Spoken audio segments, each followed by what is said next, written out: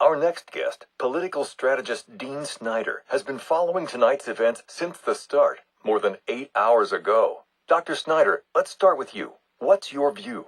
Well, Jack, it's a travesty. The ultimate failing of the justice system.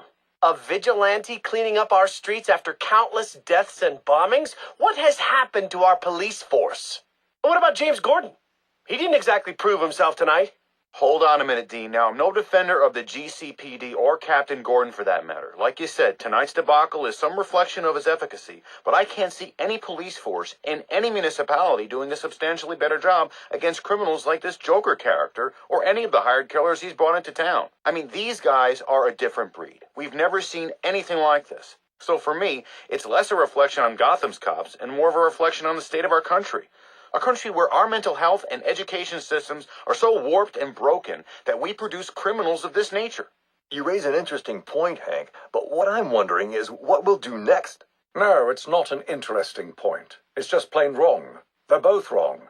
This isn't about the police or the Batman. It isn't about the state of our nation somehow churning out a dangerous new batch of the criminally deranged. It's about the failing of one single institution. An institution which, in my view, represents the biggest threat to Gotham and its citizens. A time bomb, just waiting to go off. If tonight's events have taught us anything, it's that Blackgate is not the place to be housing our city's most dangerous offenders. Not one, but 2 prison breaks in the same night. All of tonight's tragedies would have been avoided if Gotham had a proper treatment facility for its top echelon offenders. A place with impenetrable security, where the most dangerous could be isolated, rehabilitated, and treated for their illness. A place like Arkham Asylum. And after what happened tonight, I promise the good people of Gotham that I will work tirelessly. I will lobby the city council, go to the governor if I have to, do everything in my power to get Arkham Asylum reopened, so we can all sleep a little easier.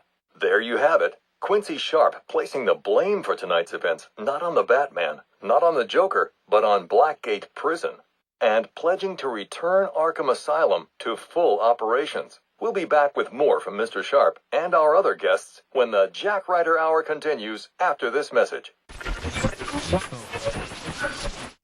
Breaking news out of North Gotham at this hour, where protest has turned to celebration.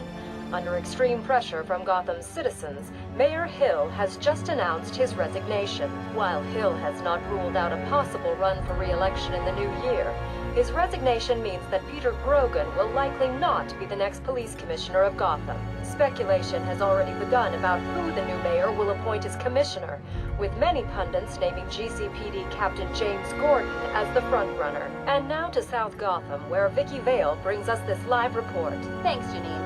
I'm standing at the corporate headquarters of GothCorp, where Captain Gordon has confirmed that GothCorp CEO Ferris Boyle has been taken into police custody. Police report that Mr. Boyle stands accused of manslaughter, extortion, and attempted murder.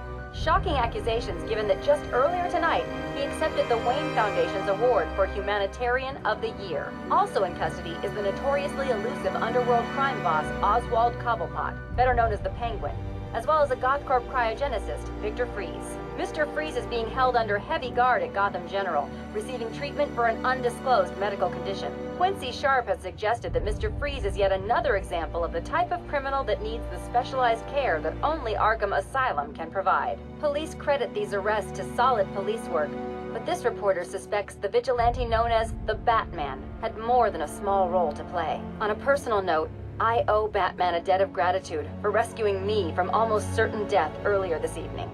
So, thank you, Batman. For all of us. Back to you, Janine. Thanks, Vicky. The Batman continues to be one of the top stories this holiday season. So as we here at GNN wish you all a happy and safe New Year's Eve, we'll leave you with just a few of the comments you've made about Gotham's Caped Crusader. I was surrounded. Next thing you know, bam, boom, kapow! The bastards are all on the ground, KO'd. I didn't even see him coming. Oh, it was all a blur. He just whooshed in out of nowhere. Listen, I'm a cop. I can't condone what he does, but I can be grateful he's doing it. Oh, he's real, all right. I got the bruises to prove it. He's real, he's ruthless, and there ain't nothing in the world that's gonna stop him.